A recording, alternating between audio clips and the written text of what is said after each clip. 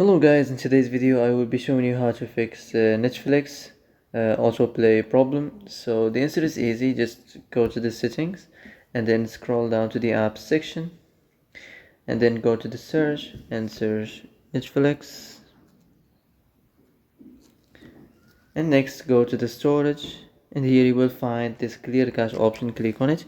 Now you can go check it if it works, and if it didn't you can try to restart your phone or turn the Wi-Fi off and on, or the Bluetooth or the airplane mode.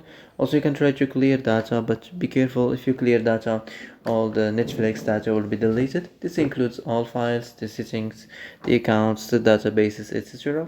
So be careful if you want to clear your data. So that's it for today's video. I hope this is the answer you've been looking for.